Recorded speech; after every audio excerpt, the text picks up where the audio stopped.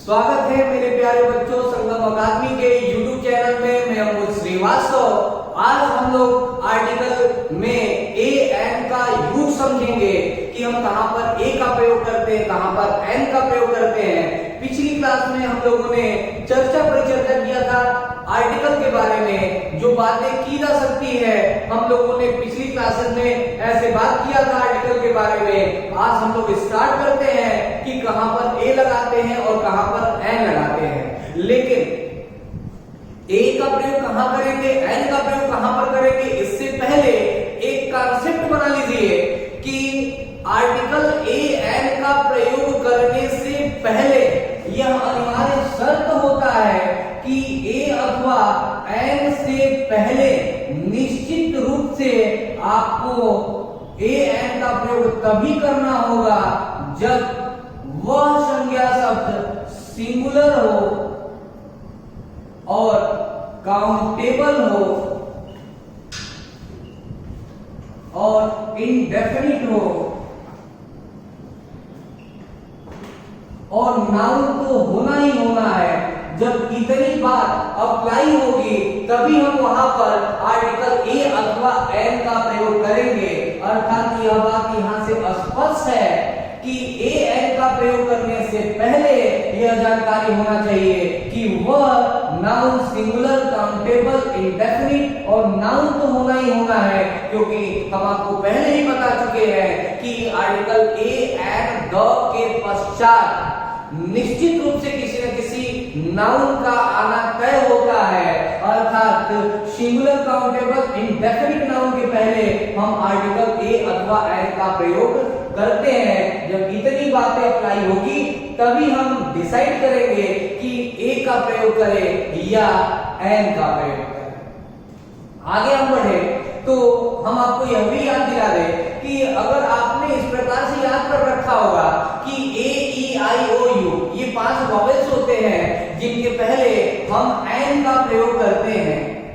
ए ई आई ओ you, तो ए ई आई ओ you के पहले हम एन का प्रयोग करते हैं। यह पूरी तरीके से गलत है।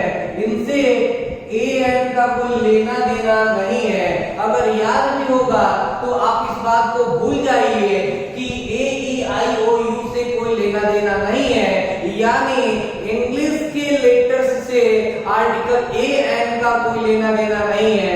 याद कर लीजिए कि हिंदी के वॉवेल साउंड से पहले हमें एन का प्रयोग करना होता है। और हिंदी के वॉवेल साउंड की बात की जाए तो हिंदी का वॉवेल साउंड आपको पता है कि अ आ छोटी बड़ी से लेकर के अ तक, यानी हिंदी का वॉवेल आपको पता होना चाहिए। तो हिंदी के वॉवेल साउंड से अगर किसी सिंगुलर, काउंटेबल, इंडेफिनिट नाउन का उच्चारण होता है तो हम उसके पहले एन का प्रयोग करेंगे।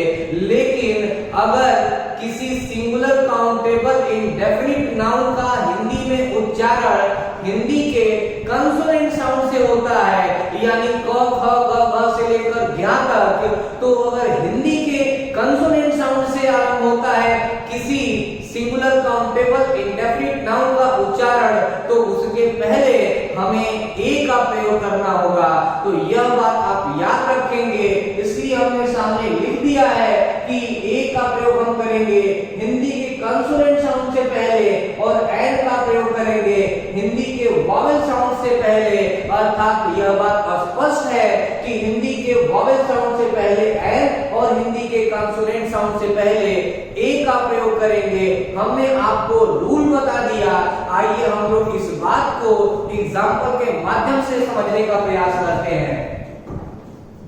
तो कुछ एग्जाम्पल हम लेते हैं और एग्जाम्पल के माध्यम से हम समझते हैं कि कहां पर ए का प्रयोग करेंगे और कहां पर एन का प्रयोग करेंगे।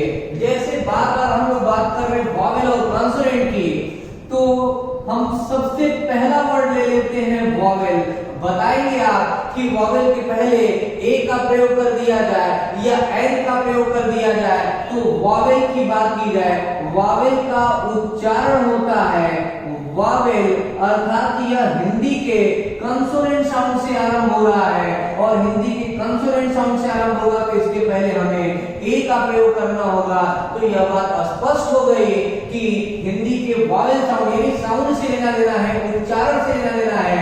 हिंदी के वॉवेल साउंड से पहले अ का प्रयोग हमें करना होगा। जैसे अगला शब्द लेते हैं स्टूडेंट। स्टूडेंट, अब ऐसे तो उच्चारण करने से लगता है स्टूडेंट ई से स्टार्ट हो रहा है, जी नहीं, ई से नहीं स्टार्ट हो रहा है। स्टूडेंट ऐसे हम लिखते हैं, स्टूडेंट लिखते हैं, स्टूडेंट पढ़ते हैं। तो स्टूडेंट यह हिंदी के कंसोनेंट साउंड से स्टार्ट हो रहा है और हिंदी के कंसोनेंट साउंड से स्टार्ट होगा। तो इसके पहले हम ए का प्रयोग करेंगे, एन का प्रयोग करेंगे तो गलत हो जाएगा। जैसे नेक्स्ट वर्ड है वुमेन। अगर वुमेन की बात की जाए तो वुमेन यह वो से आरंभ हो रहा है और वो से आरंभ हो रहा है तो इसके पहले हमें ए का प्रयोग करना होगा। यह हिंदी के कंसोनेंट साउंड से इसका उच्चारण आरंभ हो रहा है, ए का प्रयोग करेंगे। जैसे नेक्स्ट वर्ड है हावर, जी नहीं, इसको हावर नहीं पढ़ते हैं, इसको आर पढ़ा जाता है और आर हिंदी के वॉवेल साउंड से स्टार्ट हो रहा है, इसलिए इसके पहले हमें एन का प्रयोग करना होगा। हम इसके पहले ए का प्रयोग करेंगे तो गलत हो जाएगा। जैसे नेक्स्ट वर्ड है हॉनेस्ट, गलत है, हॉनेस्ट नहीं पढ़ते हैं, HONEST ऑनेस्ट पढ़ते हैं और ऑनेस्ट है, इसके पहले एन का प्रयोग करना होगा। जैसे इसको हम ऑनरेबल पढ़ते हैं, ऑनरेबल यह हिंदी के वॉवेल साउंड से आरंभ हो रहा है, इसके पहले हमें एन का प्रयोग करना होगा। जैसे अगला शब्द है यूनिवर्सिटी। और यूनिवर्सिटी की बात की जाए तो यूनिवर्सिटी का उच्चारण हम करते हैं यूनिवर्सिटी। इस प्रकार से हमें उच्चारण करना होता है, यानी हिंदी के कंसोनेंट साउंड से स्टार्ट हो रहा है तो हिंदी की कंसोनेंट साउंड से स्टार्ट होगा। इसके पहले हमें ए का प्रयोग करना होगा, एन का प्रयोग करेंगे गलत हो जाएगा। जैसे अगला शब्द है अम्ब्रेला। अम्ब्रेला की बात की जाए तो यह भी यू से स्टार्ट हुआ है, यह भी यू से स्टार्ट हुआ है, इसके पहले अ का प्रयोग किया गया है तो इसके पहले भी अगर अ लगा देंगे गलत हो जाएगा। इसको हम यूम्ब्रेला नहीं पढ़ते हैं, इसे हम अम्ब्रेला पढ़ते हैं और अम्ब्रेला यह हिंदी के वॉवेल साउंड से स्टार्ट हो रहा है, इसलिए इसके पहले हमें एन का प्रयोग करना होगा। जैसे अगला शब्द है यूनियन। अगर हम यूनियन की बात करें तो यूनियन, यूनियन यह हिंदी के कंसोनेंट साउंड से स्टार्ट हो रहा है। यूनियन हिंदी के कंसोनेंट साउंड से स्टार्ट हो रहा है, इसके पहले हम अ का प्रयोग करेंगे, एन का प्रयोग करेंगे तो गलत हो जाएगा। जैसे कहा जाए ओनियन। अगर हम बात करते हैं एक प्याज की, एक प्याज की बात करें तो ओनियन अ से आरंभ हो रहा है, इसके पहले हमें एन का प्रयोग करना होगा। जैसे अगला शब्द है यूनिट। यूनिट, यूनिट का उच्चारण य से शुरू हो रहा है, इसलिए यूनिट के पहले हमें ए का प्रयोग करना होगा। अगर एन का प्रयोग करेंगे तो यह गलत हो जाएगा। जैसे नेक्स्ट है स्कूल। इसको स्कूल पढ़ते हैं, स्कूल आधा सा यानी श से इसका उच्चारण आरंभ हो रहा है, इसके पहले भी हम ए का प्रयोग करेंगे। जैसे अगला शब्द है और अक्सर आपके एग्जाम में आया करता है यूरोपियन।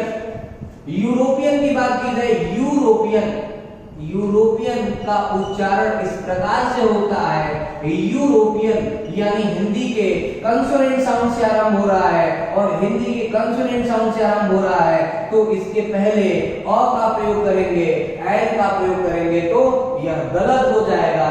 जैसे अगला नेक्स्ट वर्ड है सभी लोग मोबाइल रखते हैं, मोबाइल का प्रयोग सभी लोग करते हैं। मोबाइल के पहले हम ए का प्रयोग करेंगे या एन का प्रयोग करेंगे तो मोबाइल इसका हिंदी में उच्चारण म से हो रहा है और म से हो रहा है, यानी इसके पहले हमें अ का प्रयोग करना होगा, एन का प्रयोग करेंगे तो यह गलत हो जाएगा।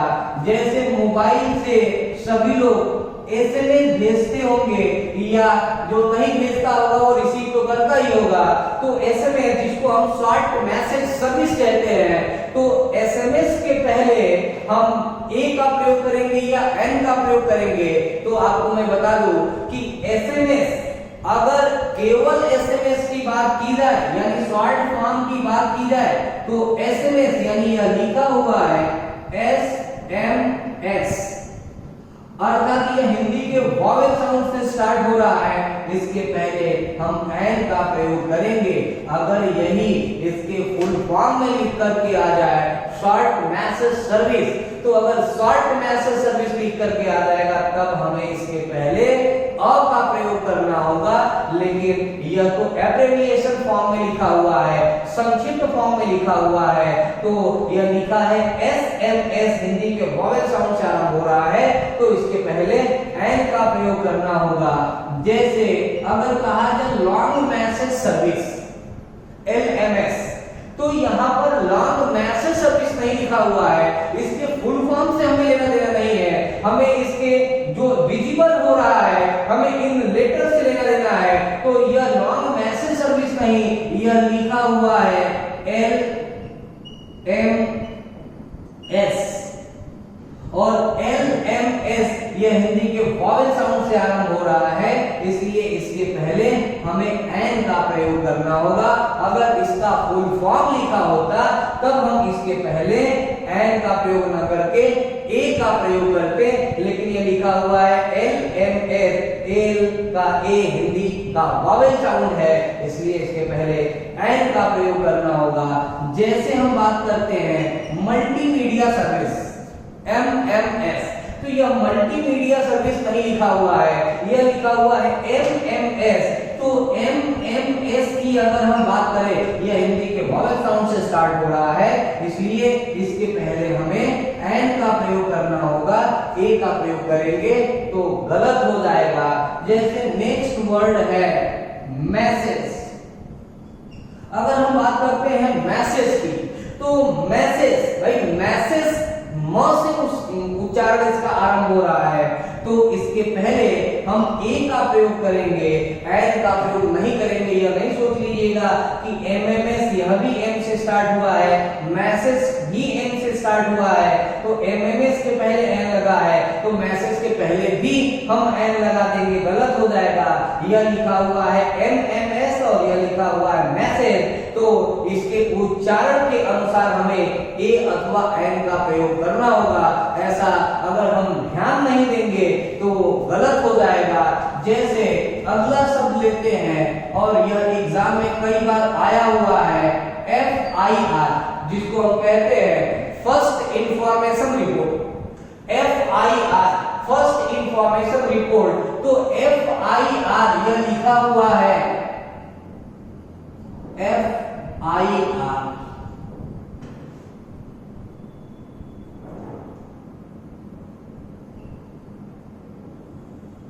FIR में F एक हिंदी का वॉवेल साउंड है, इसके पहले हमें एन का प्रयोग करना होगा।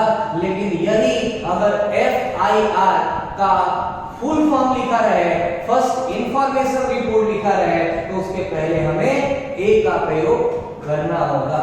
जैसे अगला शब्द है उत्तर प्रदेश पुलिस, अगर उत्तर प्रदेश पुलिस लिखा रहता तब हम उसके पहले एन का प्रयोग करते, लेकिन यह तो लिखा हुआ है यूपीपी, और यूपीपी यह हिंदी के वॉवेल साउंड से आरंभ हो रहा है, सॉरी हिंदी के कॉन्सोनेंट साउंड से आरंभ हो रहा है, और हिंदी का कॉन्सोनेंट साउंड है, तो इसके पहले हमें ए का प्रयोग करना होगा, एन का प्रयोग करेंगे तो गलत हो जाएगा। जैसे कहा जाए सब इंस्पेक्टर SI, तो सब इंस्पेक्टर रहेगा तब हम ए लगाएंगे, यह तो लिखा हुआ है SI और S हिंदी के वॉवेल साउंड से आरंभ हो रहा है, इसलिए इसके पहले हमें एन का प्रयोग करना होगा। जैसे कहा जाए ASI यानी असिस्टेंट सब इंस्पेक्टर कहा जाए या आर्कियोलॉजिकल सर्वे ऑफ इंडिया कहा जाए, इसके फुल फॉर्म से हमें कोई लेना देना नहीं है। ASI के पहले हमें एन का प्रयोग करना होगा, क्योंकि हिंदी के वॉवेल साउंड से आरंभ हो रहा है। जैसे कहा जाए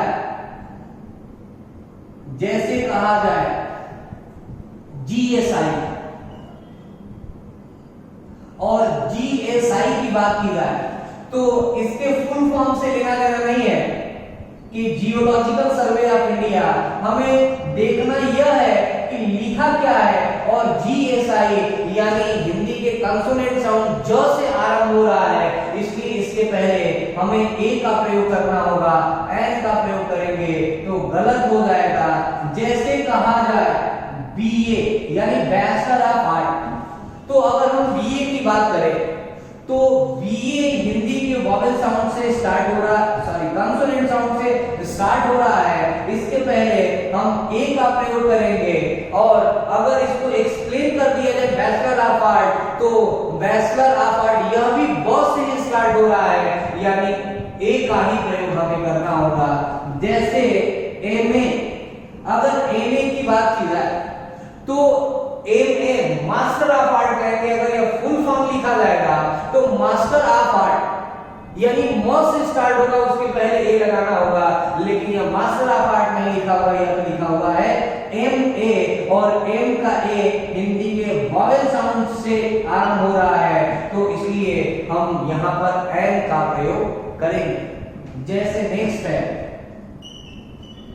MP, अगर MP की बात की जाए तो MP के पहले यह लिखा हुआ है MP, चाहे मेंबर ऑफ पार्लियामेंट कहिए, चाहे मध्य प्रदेश कहिए, चाहे मुल्तान प्रसाद कहिए, आप चाहे जो कहें, इसके फुल फॉर्म से हमें कोई लेना देना नहीं है।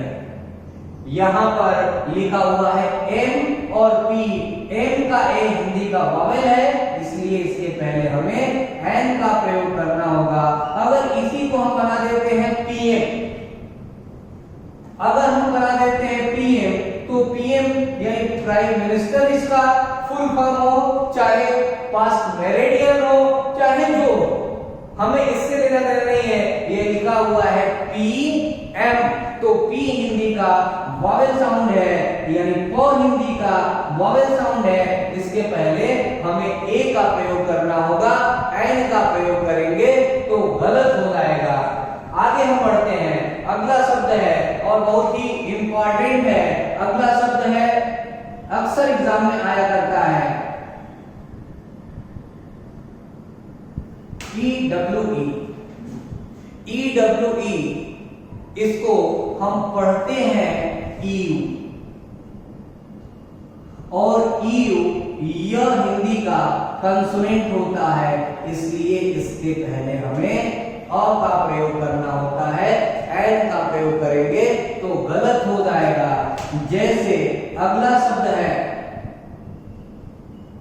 हेयर, गलत है, इसको हेयर नहीं पढ़ते हैं, इसको पढ़ते हैं एयर, और एयर यह हिंदी का वॉवेल साउंड है। ए हिंदी का वॉवेल साउंड कहलाएगा, इसका मीनिंग होता है उत्तराधिकारी, और एयर के पहले हमें एन का प्रयोग करना होगा, इसको हम पढ़ते हैं एयर, और ए हिंदी का वॉवेल साउंड होता है, इसलिए इसके पहले हमें एन का प्रयोग करना होता है। इस बात को आप याद रखें। जैसे कहा जाए मार्कर, मार्कर यह हिंदी का कंसोनेंट साउंड से स्टार्ट होगा, इसलिए इसके पहले हमें अ का प्रयोग करना होगा। एन का प्रयोग करेंगे तो यह गलत हो जाएगा। जैसे कहा जाए HLL, हिंदुस्तान लीवर लिमिटेड कहिए, और चाहे जो अपने मन से बना लीजिए, हमें इससे लेना देना नहीं है। HLL यानी H यह हिंदी के वॉवेल साउंड से स्टार्ट हो रहा है, इसलिए इसके पहले हमें एन का प्रयोग करना होगा। जैसे कहा जाए TSL, TSL की बात की जाए तो T हिंदी के कंसोनेंट साउंड से स्टार्ट हो रहा है, इसके पहले हमें ए का प्रयोग करना होगा। एन का प्रयोग करेंगे तो यह गलत हो जाएगा। जैसे अगला शब्द है, बहुत ही इंपॉर्टेंट है, ईयर। आपको बताना है कि ईयर के पहले हम ए का प्रयोग करेंगे या एन का प्रयोग करेंगे, तो ईयर की अगर बात की जाए तो ईयर इसी प्रकार से लिखा जाता है, ईयर इसी प्रकार से लिखा जाएगा। ई हिंदी का वॉवल साउंड होता है, इसलिए यहाँ पर एन का प्रयोग होगा और एन का प्रयोग करेंगे तो गलत हो जाएगा। ईयर के पहले याद रखिएगा ए का प्रयोग करेंगे, क्योंकि ईयर इस प्रकार से लिखा जाता है य, और उसमें य में मात्रा लगाएंगे, ईयर इस प्रकार से लिखा जाता है, यह गलत हो जाएगा। अर्थात ईयर तो इसके पहले ए लगाएंगे, यह जो ईयर होता है यह कान वाला ईयर होता है, ई ए आर वाला ईयर होता है, और इसके पहले हमें एन का प्रयोग करना होता है। यानी कान वाले ईयर के पहले एन का प्रयोग करेंगे, वर्ष वाले ईयर के पहले हमें ए का प्रयोग करना होता है। आगे हम बढ़ते हैं, अगला शब्द है और यह भी बहुत ही इंपॉर्टेंट है। जैसे कहा जाए ओनली शब्द, तो ओनली शब्द ओनली अ से स्टार्ट हो रहा है कि नहीं, अ से नहीं स्टार्ट हो रहा है, इसको समझिएगा अगले शब्द से। जैसे लिखा हुआ है 1 रुपी नोट, अगर लिख दिया जाए 1 रुपी नोट, तो 1 रुपी नोट, 1 यह हिंदी के कंसोनेंट साउंड से स्टार्ट हुआ है, इसके पहले हमें ए का प्रयोग करना होगा, और इसी 1 से वनली बना हुआ है, इसको हम ओनली नहीं पढ़ते हैं, वनली पढ़ते हैं, और वनली हिंदी का कंसोनेंट साउंड है, इसलिए इसके पहले हमें ए का प्रयोग करना होगा, एन का प्रयोग करेंगे गलत हो जाएगा। जैसे अक्सर एग्जाम में आया करता है, कई बार आया हुआ है 1 आइड मैन, अगर 1 आइड मैन कहा जाए तो इसके पहले हम अ का प्रयोग करेंगे, एन का प्रयोग नहीं करेंगे, क्योंकि 1 हिंदी के कंसोनेंट साउंड से स्टार्ट हो रहा है। आगे अगला शब्द है, अगला शब्द है और अक्सर यह एग्जाम में आया करता है यूनिफॉर्म। यूनिफॉर्म की बात की जाए तो यूनिफॉर्म यह हिंदी के कंसोनेंट से स्टार्ट हो रहा है, य से स्टार्ट हो रहा है, इसलिए इसके पहले हमें अ का प्रयोग करना होगा। जैसे अगला शब्द है यूजफुल, यूजफुल यह यूजफुल हिंदी के कंसोनेंट साउंड से य से स्टार्ट हो रहा है, तो यूजफुल के पहले भी हमें अ का प्रयोग करना होगा, एन का प्रयोग करेंगे तो गलत हो जाएगा। जैसे नेक्स्ट वर्ड है और बहुत ही इंपॉर्टेंट है, अगला शब्द है अनएनिमस। अनएनिमस डिसीजन की अगर बात की जाए तो अनएनिमस गलत है, अनएनिमस नहीं कहते हैं, इसको हम पढ़ते हैं यूनैनिमस, और यूनैनिमस यह हिंदी का वॉवल साउंड होता है, इसलिए यूनैनिमस के पहले हमें ए का प्रयोग करना होगा, एन का प्रयोग करेंगे तो गलत हो जाएगा। जैसे नेक्स्ट वर्ड है एप, अगर हम बात करते हैं एप की तो एप के पहले हमें एन का प्रयोग करना होगा। जैसे हम कहते हैं ऑक्स, तो ऑक्स के पहले भी हमें एन का प्रयोग करना होता है। जैसे कहा जाए पेन, तो पेन यह हिंदी के कंसोनेंट साउंड से आरंभ हो रहा है, इसके पहले हमें ए का प्रयोग करना होता है। अगला शब्द है होटल। आपको बताना होगा कि होटल के पहले हम ए का प्रयोग करेंगे या एन का प्रयोग करेंगे, तो यह समझ लीजिए कि होटल हम्बल और हिस्टोरिकल,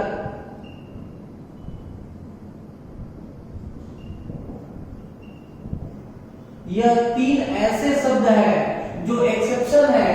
पहले होटल को होटल पढ़ते थे, एन लगाते थे, हम्बल को अम्बुल पढ़ते थे, एन लगाते थे, हिस्टोरिकल को हिस्टोरिकल पढ़ते थे, एन लगाते थे, लेकिन अब होटल को होटल पढ़ते हैं, अ लगाते हैं, अम्बुल को हम्बुल पढ़ते हैं, अ अ लगाते हैं, हिस्टोरिकल को हिस्टोरिकल पढ़ते हैं और अ का प्रयोग करते हैं। तो यह बात आप याद रखेंगे। अगर कहीं आपको होटल, हम्बुल, हिस्टोरिकल लिखा हुआ मिले और इनके पहले एन लिखा हुआ मिले तो यह सही नहीं होगा, यह गलत होगा। इसका मतलब वह ओल्ड एडिशन की बुक होगी। ऐसे आपको मिलेगा नहीं, क्योंकि होटल, हम्बुल और हिस्टोरिकल के पहले अब हमें ए का प्रयोग करना होता है। और हमेशा आप यह बात याद रखेंगे कि एन कहीं मिलेगा तो वह सही नहीं होगा, इसके पहले हमें ए का ही प्रयोग करना होगा। तो मेरे प्यारे बच्चों, मैं आशा करता हूं कि साउंड के आधार पर कहां पर ए लगाते हैं, कहां पर एन लगाते हैं, यह बात आपको अच्छे से समझ में आ गई होगी। आप चाहें तो इसको नोट कर लीजिए या चाहे तो आप इसका स्क्रीनशॉट ले लीजिए, ताकि कभी आपको रिवीजन करना हो तो आप आसानी से रिवीजन कर सके। और आपको एक सुझाव है कि आप संगम एकेडमी के टेलीग्राम को ज्वाइन कीजिए और आपको टेलीग्राम पे जो टॉपिक हम पढ़ाएंगे उस टॉपिक का सीट उस टेलीग्राम पे मिल जाएगा। इसके साथ साथ आपको सिनोनिम डेली मिलेगा, एंटोनिम डेली मिलेगा, आपको इसके साथ साथ इडियम्स एंड फ्रेजेस मिलेंगे, आपको इसके साथ साथ वन वर्ड सॉल्यूशन के वर्डिंग्स मिलेगा। इसलिए यह जरूरी है कि आप निश्चित रूप से पूर्ण रूप से बेनिफिट पाने के लिए आप टेलीग्राम चैनल से जुड़िए और जुड़ करके आप सीट को रिसीव कीजिए, डाउनलोड कीजिए, उसको तैयार कीजिए और मेहनत कीजिए। जैसे हम आपके लिए, आपके सिलेक्शन के लिए मेहनत कर रहे हैं और आपके हर कीमत पर आपको सिलेक्शन तक हम पहुंचाएंगे, तो आपको हमारे साथ लग करके मेहनत करना पड़ेगा, लगे रहना पड़ेगा। तो आइए हम आगे बढ़ते हैं। तो इस प्रकार से हमने आपको बता दिया कि कहां पर हम ए का प्रयोग करेंगे और कहां पर हम एन का प्रयोग करेंगे साउंड के आधार पर। लेकिन हम लोग आगे बढ़ते हैं तो कुछ ऐसे कंपल्सरी कंडीशंस होते हैं, कुछ ऐसे अनिवार्य कंडीशंस होते हैं जहां पर हम अनिवार्य रूप से ए अथवा एन का प्रयोग करते हैं। तो आइए कुछ कंडीशन हम उसको भी समझने का प्रयास करते हैं। आप संगम एकेडमी के साथ जुड़कर अपनी तैयारी को कंटिन्यू कीजिए। मैं यह दावे के साथ कहता हूं, निश्चित तौर पर मैं कहता हूं कि आपका सिलेक्शन तय होगा, लेकिन आपको संगम एकेडमी के साथ जुड़ करके हमारे साथ, हमारे टीम के साथ जुड़ करके आपको लगातार मेहनत करते रहना पड़ेगा और तब तक मेहनत को जारी रखना होगा जब तक कि आप फाइनली सेलेक्ट नहीं हो जाते हैं। तो इस प्रकार से यह लग करके, मेहनत करके और सिलेक्शन तक हम लोगों को पहुंचना है। तो हमारे साथ आप जुड़े रहिए, इसका बेनिफिट लीजिए। और अभी वर्तमान में लॉकडाउन का दौर चल रहा है, पेंडेमिक का प्रकोप है। अभी आप सुरक्षित रहिए, अपना ख्याल रखिए और जब यह समाप्त हो जाता है, यानी अब लॉकडाउन पूरी तरीके से जब हो जाता है, तो जब पूरी तरीके से ओपन हो जाएगा, आप स्वस्थ, सुरक्षित अपने आप को महसूस करने लगेंगे, तब आप आइए और आकर के डायरेक्ट हमारी संवाद होगी और हम लोग मिल करके इस अभियान को आगे बढ़ाएंगे। तो हम आगे आपको बता दें कि कुछ ऐसे अनिवार्य कंडीशंस होते हैं जहां पर हम आर्टिकल का प्रयोग करते हैं। जैसे पहला कंडीशन है, नियम यह कहता है कि जब वाक्य में क्रिया टू बी के पश्चात टू बी बोले, तो मैं आपको बता चुका हूं कि टू बी का रेडीमेड फॉर्म होता है इज, एम, आर, वाज, वर। यदि वाक्य में क्रिया टू बी के पश्चात किसी सिंगुलर काउंटेबल नाउन का प्रयोग होता है, तो नियम कहता है कि उस सिंगुलर काउंटेबल नाउन से पहले हमें आर्टिकल ए अथवा एन का प्रयोग करना होता है। आपको समझना पड़ेगा कि कॉम्प्लीमेंट किसे कहते हैं। कॉम्प्लीमेंट की बात की जाए तो कॉम्प्लीमेंट को हिंदी में हम कहते हैं पूरक। जैसे एग्जाम्पल के माध्यम से हम समझ लेते हैं, जैसे कहा जाए this is a marker, sentence लिखा हुआ है दिस इज अ मार्कर, यह एक सेंटेंस है। अगर इसमें से हम अ मार्कर को हटा दे तो बचेगा दिस इज और केवल दिस इज कहा जाए तो क्या इस सेंटेंस का अर्थ पूरा है अपने आप में? जी नहीं। केवल दिस इज कहा जाए तो इस सेंटेंस का अर्थ अपने आप में पूरा नहीं है। अर्थात इस सेंटेंस में सब्जेक्ट तथा वर्ब के बावजूद भी इसका मीनिंग पूरा नहीं है। तो इसके मीनिंग को पूरा करने के लिए हम जिस शब्द का प्रयोग करते हैं उसे ही कॉम्प्लीमेंट कह देते हैं। अर्थात अ मार्कर को हम कहेंगे कि यह कॉम्प्लीमेंट है। और कॉम्प्लीमेंट का डेफिनेशन भी आपको पता हो गया कि जब वाक्य में सब्जेक्ट तथा वर्ब होने के बावजूद भी सेंटेंस का मीनिंग अपने आप में पूरा नहीं होता है तो ऐसी स्थिति में सेंटेंस के मीनिंग को पूरा करने के लिए हम जिस शब्द का प्रयोग करते हैं उसे हम कॉम्प्लीमेंट कहते हैं। और यदि कॉम्प्लीमेंट के रूप में किसी सिंगुलर काउंटेबल नाउन का प्रयोग होता है तो सिंगुलर काउंटेबल नाउन से पहले हमें आर्टिकल ए अथवा एन का प्रयोग नियमानुसार करना होता है। नियमानुसार कहने का मतलब अब इतना आपको पता है कि मार्कर के पहले हम अ का ही प्रयोग करेंगे, एन का प्रयोग नहीं करेंगे। जैसे नेक्स्ट एग्जांपल है, this is an elephant. This is an elephant ये एक सेंटेंस है। अगर इसमें से एन एलिफेंट को हटा दिया जाए तो केवल दिस इज कहने से इस सेंटेंस का मीनिंग पूरा नहीं है। अर्थात सब्जेक्ट तथा वर्ब होने के बावजूद भी इस सेंटेंस का पूरा नहीं है। तो जब वाक्य में सब्जेक्ट तथा वर्ब होने के बावजूद भी वाक्य का मीनिंग पूरा नहीं होता है तो ऐसे स्थिति में वाक्य के मीनिंग को पूरा करने के लिए हम जिस शब्द का प्रयोग करते हैं उसे हम कॉम्प्लीमेंट कहते हैं। तो एन एलिफेंट को हम कहेंगे कॉम्प्लीमेंट है। और यदि कॉम्प्लीमेंट सिंगुलर काउंटेबल नाउन होता है तो उसके पहले हमें आर्टिकल ए अथवा एन का प्रयोग नियमानुसार करना होता है। जैसे कहा जाए he is a doctor. He is a doctor, वह एक डॉक्टर है। अगर इसमें से और डॉक्टर को हटा दिया जाए तो केवल ही इज कहने से इस सेंटेंस का मीनिंग पूरा नहीं है। तो जब सेंटेंस में सब्जेक्ट तथा वर्ब होने के बावजूद सेंटेंस का मीनिंग पूरा नहीं होगा तो ऐसी स्थिति में इस सेंटेंस के मीनिंग को पूरा करने के लिए हम जिस शब्द का प्रयोग करते हैं उसे कॉम्प्लीमेंट कहते हैं। और कॉम्प्लीमेंट या सिंगुलर काउंटेबल नाउन होता है तो उसके पहले हमें अनिवार्य रूप से आर्टिकल ए अथवा एन का प्रयोग करना होता है। जैसे कहा जाए she is a poet, sorry she is a poetess. तो अगर कहा जाए शी इज अ पोएटेस तो इसे हम कहेंगे कि यह कॉम्प्लीमेंट है। और कॉम्प्लीमेंट है तो इसके पहले हमें आर्टिकल ए अथवा एन का प्रयोग नियमानुसार करना होगा।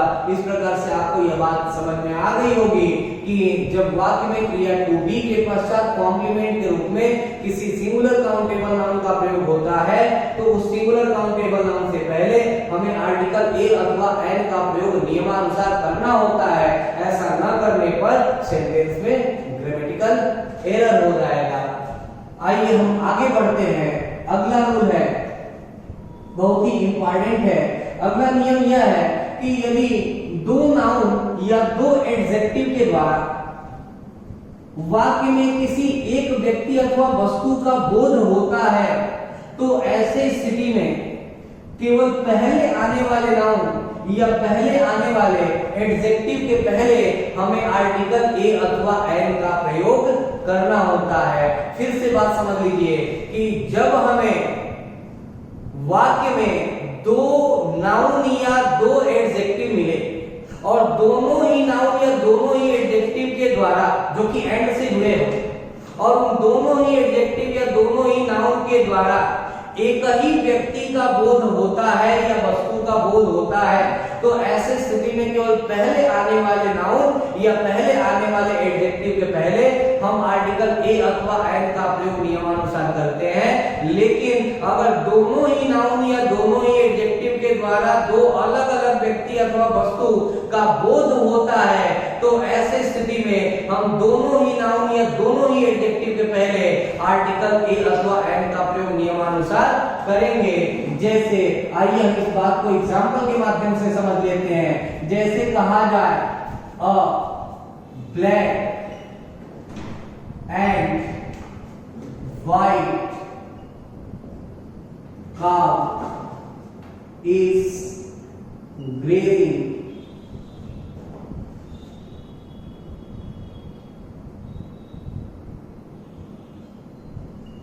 grass in the grassland.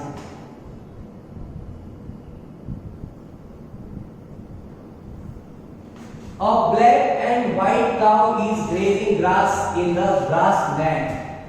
यानी यहां से स्पष्ट है कि ब्लैक और व्हाइट दोनों काव को ही क्वालिफाई कर रहे हैं और स्पष्ट यह है कि गाय एक ही है, क्योंकि दोनों ही एडजेक्टिव के पहले आर्टिकल का प्रयोग न करके केवल पहले वाले एडजेक्टिव के पहले आर्टिकल का प्रयोग किया गया है।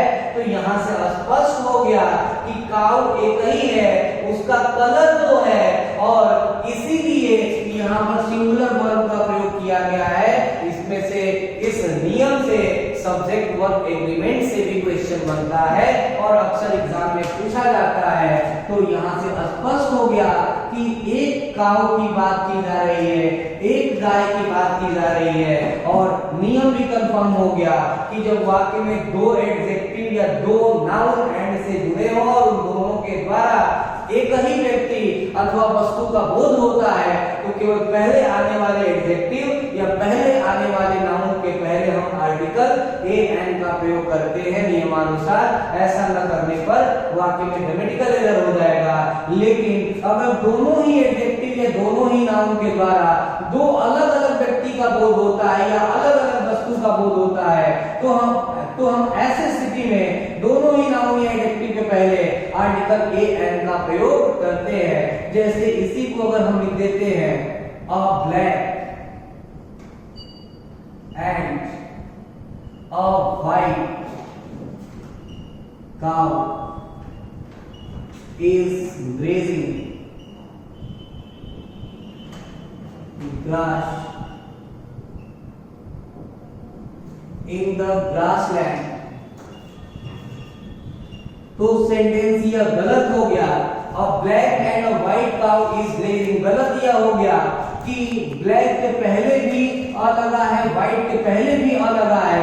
यानी स्पष्ट है कि एक काउ है जो ब्लैक कलर की है और एक काउ है जो व्हाइट कलर की है। यानी दो काउ की बात की जा रही है और दो काउ की बात की जा रही है, तो यहाँ पर प्लूरल वर्ब होना चाहिए, यानी यहाँ पर आर का प्रयोग किया जाना चाहिए और अब सेंटेंस ये ग्रामेटिकली सही होगा। तो यहाँ स्पष्ट हो गया कि काउ दो है, क्योंकि दोनों ही एडजेक्टिव के पहले आर्टिकल अ का प्रयोग किया गया है। तो यह बात स्पष्ट हो गया कि दोनों ही एडजेक्टिव के द्वारा दो अलग अलग व्यक्ति या वस्तु का बोध होगा तो दोनों के पहले आर्टिकल का प्रयोग करेंगे।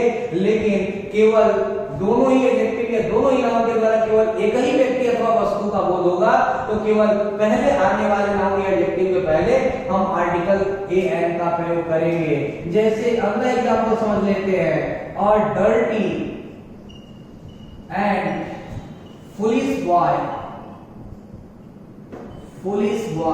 is standing at the gate. और dirty and foolish boy is standing at the gate, तो यहाँ पर डर्टी और foolish दोनों ही बॉय को क्वालिफाई कर रहे हैं, दोनों ही बॉय को बता रहे हैं और केवल पहले आने वाले एडजेक्टिव के पहले आर्टिकल का प्रयोग किया गया है। स्पष्ट है कि बॉय एक है और उसकी क्वालिटी दो है, यानी वह बॉय डर्टी भी है, वह बॉय फुलिश भी है, इसलिए यहाँ पर सिंगुलर वर्ब का प्रयोग किया गया है और यह सेंटेंस सही है। और यहाँ से स्पष्ट है कि वन बॉय की बात की जा रही है और यहां से स्पष्ट था कि टू काउज की बात की जा रही है। अगर इसी को हम इस प्रकार से लिख देते हैं, dirty and foolish, dirty and foolish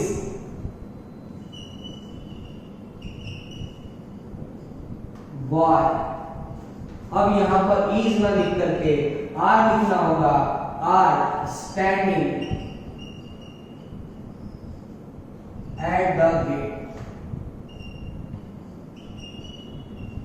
तो स्पष्ट है कि बॉय दो है, एक डर्टी है और एक फुलिश है, अर्थात स्पष्ट है दोनों एडजेक्टिव के पहले आर्टिकल का प्रयोग किया गया है। तो दोनों एडजेक्टिव के द्वारा दो अलग अलग बॉय को बताया जा रहा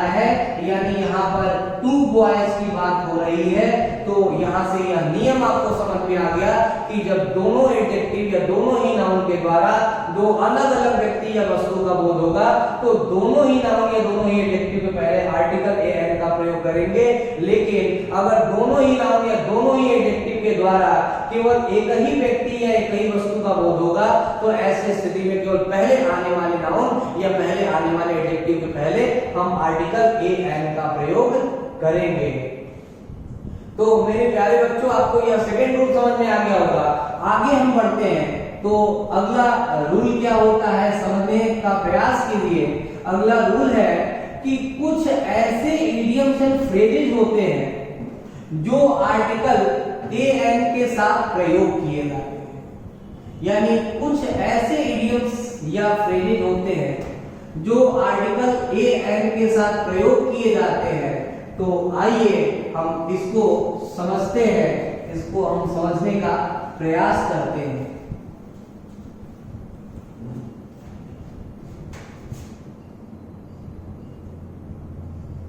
कुछ ऐसे इडियम्स या फ्रेजेस होते हैं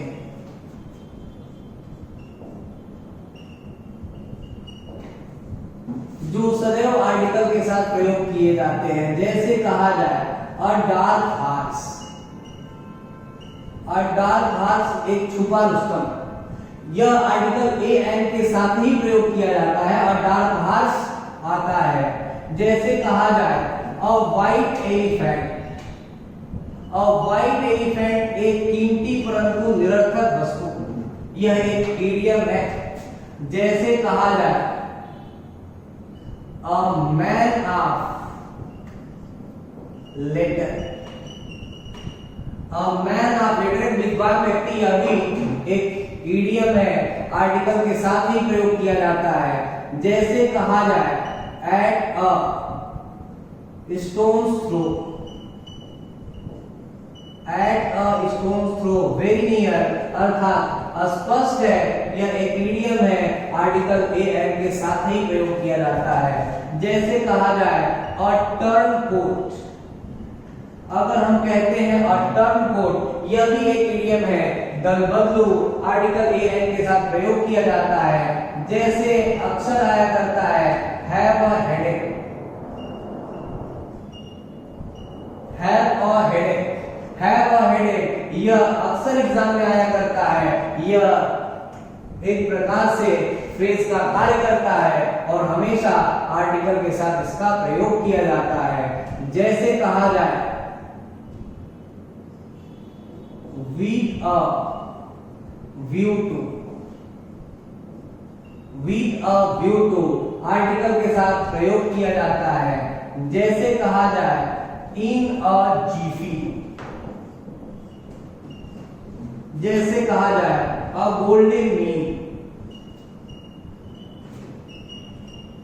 मध्य का रास्ता, a golden mean। जैसे कहा जाए a bed of roses। a bed of roses। जैसे कहा जाए a bone of contention, झगड़े की जड़। जैसे कहा जाए an apple of discord। an apple of discord, so on। an apple of discord इसका भी मीनिंग होता है झगड़े की जड़।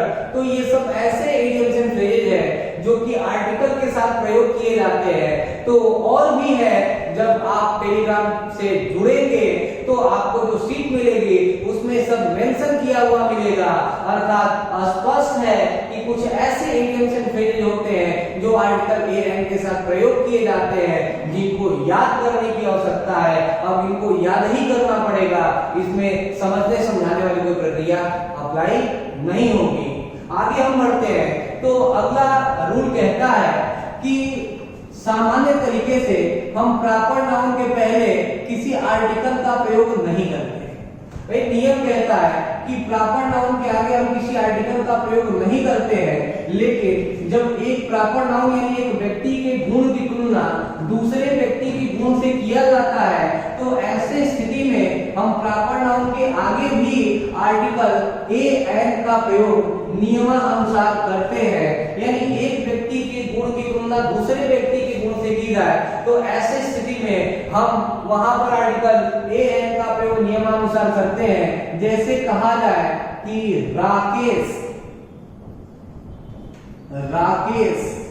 Is a Sachin, Rakesh is a Sachin of my village, यानी राकेश मेरे गांव का एक सचिन है। इसका मीनिंग नहीं निकल रहा है, इसका मीनिंग निकल रहा है कि राकेश सचिन की तरह एक अच्छा प्लेयर है, यानी राकेश की क्वालिटी का कंपैरिजन सचिन की क्वालिटी से किया गया है। जैसे कहा जाए कि रोहन इज और राहुल गांधी, रोहन इज अ राहुल गांधी, रोहन एक राहुल गांधी है, एक राहुल गांधी नहीं है। यानी जिस प्रकार से जितने बड़े राहुल गांधी एक लीडर है, उसी प्रकार से उतना बड़ा ये रोहन भी एक लीडर है, यानी लीडर की क्वालिटी इसके अंदर है। तो यहाँ से स्पष्ट है कि जब एक व्यक्ति के गुण का कंपैरिजन दूसरे व्यक्ति के गुण से किया जाए, तो ऐसे स्थिति में हम प्रॉपर नाउन के पहले आर्टिकल ए एन का प्रयोग करते हैं। जैसे कहा जाए कि Radha is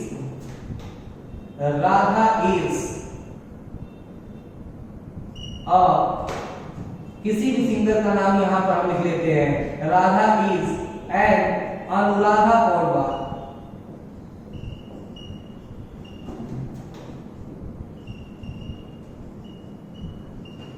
Radha is an Anuradha Paudwal. तो यहाँ स्पष्ट है कि अनुराधा पौडवाल प्रॉपर नाउन है, तो प्रॉपर नाउन के पहले यहाँ पर एन का प्रयोग किया गया है। अब इतना तो आपको पता ही है कि अनुराधा के पहले एन लगाएंगे, ए का प्रयोग नहीं करेंगे।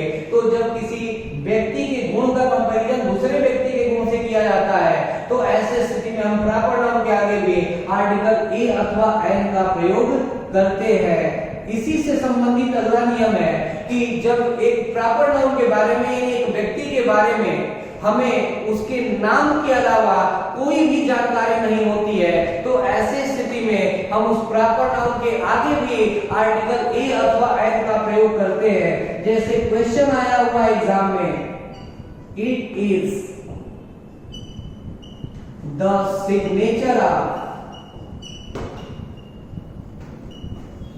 it is the signature of Raman not known to me, not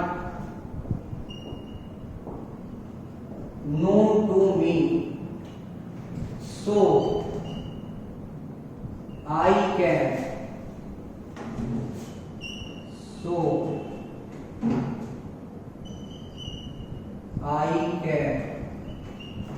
say nothing about him.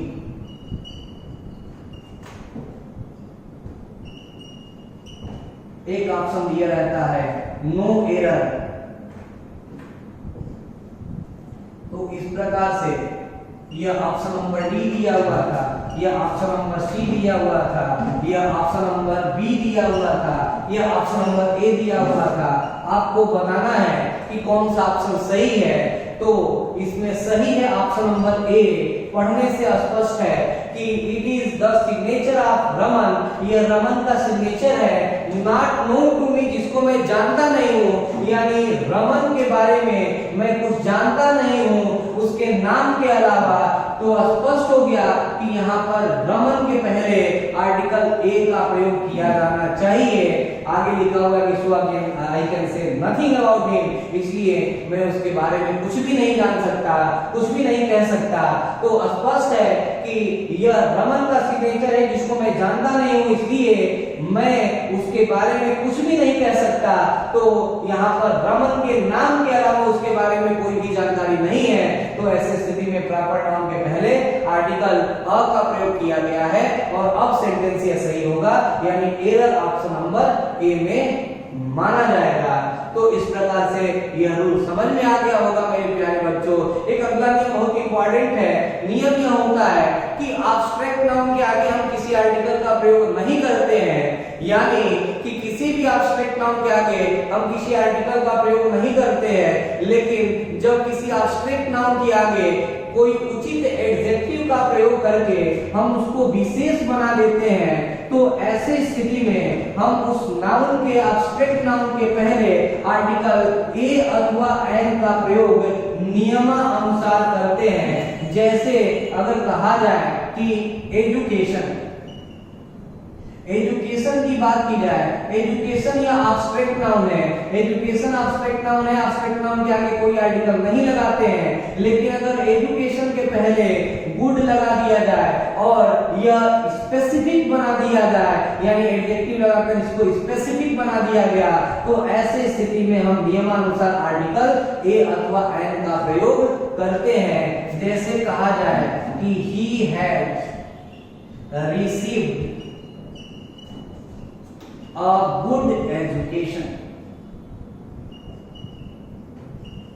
he has received a good education, यहाँ पर good education के पहले आर्टिकल of का प्रयोग किया गया है। जैसे अगला एग्जांपल है और एग्जाम में आया हुआ क्वेश्चन है, little knowledge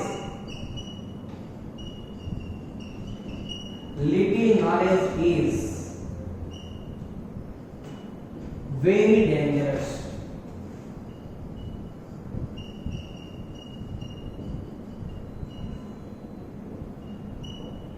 ये ऑप्शन नंबर डी दिया हुआ था, ये ऑप्शन नंबर सी दिया हुआ था, ये ऑप्शन नंबर बी दिया हुआ था, ये ऑप्शन नंबर ए दिया हुआ था। आपको बताना है कि कौन सा ऑप्शन सही है, तो आपको पहचान करके बताना होगा। Little knowledge is very dangerous, यहाँ पर ऑप्शन नंबर ए सही हो जाएगा, क्योंकि नॉलेज एब्स्ट्रैक्ट नाउन है, इसके पहले लिटिल यानी एडजेक्टिव का प्रयोग करके इसको स्पेसिफिक बना दिया गया, तो लिटिल नॉलेज से पहले यहाँ पर अ का प्रयोग किया जाना चाहिए और अ का प्रयोग नहीं किया गया है, यानी इसमें एरर हो गया।